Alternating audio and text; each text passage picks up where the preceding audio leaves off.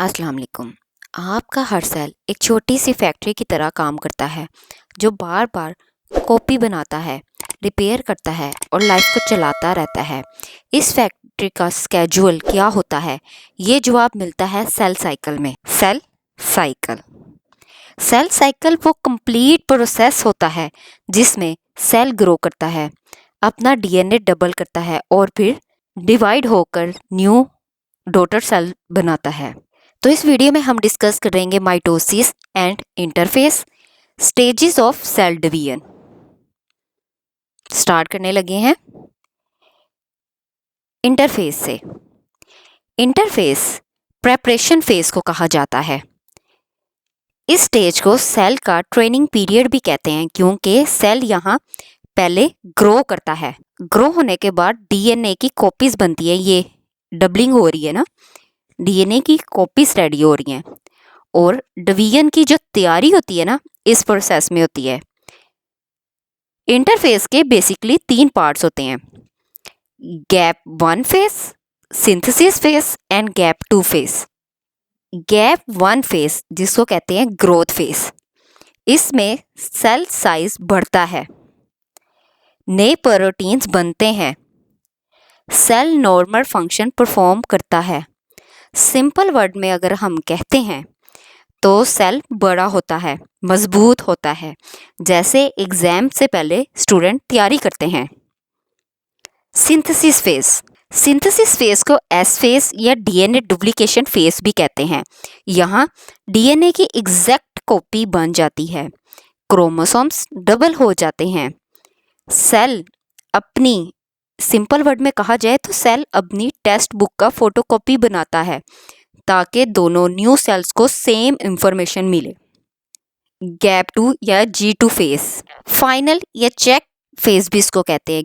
क्योंकि इसमें extra protein और एंजाइम बनते हैं। सेल चेक करती है कि डीएनए ठीक बना है या नहीं। सिंपल वर्ड में आप कहें कि एग्जाम से पहले फाइनल रिवीजन और चेकिंग। अब बात करते हैं एक्चुअल माइटोसिस सेल डिवीजन की। माइटोसिस सेल डिवीजन वो प्रोसेस है जहां एक parent cell 2 identical daughter cell बनाती हैं। इसके 4 पार्ट्स हैं: प्रोफेस, मेटाफेस, एनाफेस और टीलोफेस। पहली बात करते हैं प्रोफेस की, जिसे कहते हैं प्रेपरेशन फॉर डिवीजन। प्रोफेस, इसमें क्रोमोसोम्स बन जाते हैं, टाइट पैकिंग हो जाती है, ठीक है। न्यूक्लियर मेम्ब्रेन डिसॉल्व होना स्टार्ट हो जाती है, स्पिंडल फाइबर्स डेवलप हो जाते हैं, क्रोमोसोम्स बन जाते हैं। इसमें ये देखिए क्रोमोसोम्स या क्रोमेटिन बन गए हुए हैं। न्यूक्लियर मेम्ब्रेन डिसॉल्व होना स्टार्ट हो जाती है, ये देखें। सिंपल वर्ड्स में कहा जाए तो सेल अपने बुक्स को बंडल बनाकर रेडी करती हैं। मेटाफेस मिडल लाइन स्टेज होती है। इसमें क्रोमोसोम्स बिल्कुल सेंटर इक्वेटर पर लाइन बनाकर अरेंज हो जाते हैं। सिंपल वर्ड में कहा जाए तो क्रोमोसोम्स सेंटर लाइन पर सीधी लाइन में खड़े हो जाते हैं, बिल्कुल जैसे असेंबली लाइन में खड़े होते हैं। Anaphase, pulling apart, spindle fibres chromosomes को 2 हिस्सों क्रोमैटिड्स में पुल कर देते हैं। ये एक हिस्सा, ये 2 हिस्से, ओके। दोनों साइड्स इक्वल मटेरियल ले लेते हैं।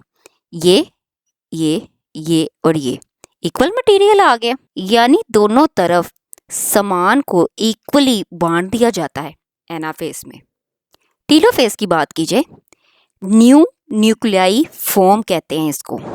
क्रोमैटिड्स अपनी साइड्स पर पहुंच जाते हैं। ये इधर पहुंच गया, ये इधर पहुंच गया। न्यूक्लियर मेम्ब्रेन फॉर्म हो जाती है। ये देखिए न्यूक्लियर मेम्ब्रेन फॉर्म हो गई है, बन गई है। क्रोमोसोम्स फिर रिलैक्स होकर क्रोमैटिन बन जाते हैं। रिलैक्स हो गए, क्रोमैटिन बन गया। सिंपल वर्ड्स में अगर मैं कहूँ तो सेल दोनों न्यू रूम का दरवाज़ा बनाते हैं। ये सारा दरवाज़ा उन्होंने बना लिया। साइटोकाइनेसिस की बात की जाए, क्योंकि साइटोप्लाज्म डिवाइड हो गया है।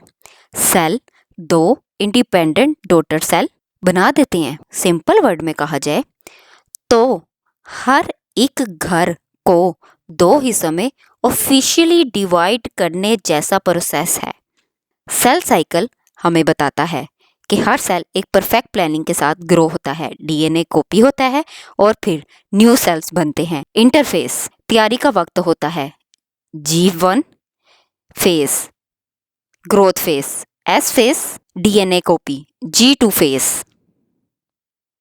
Final checking.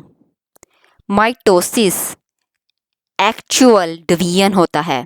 Profess, metaphase, anaphase, telophase और लास्ट में साइटोकाइनेसिस सेल को नई जिंदगियों में स्प्लिट कर देते हैं।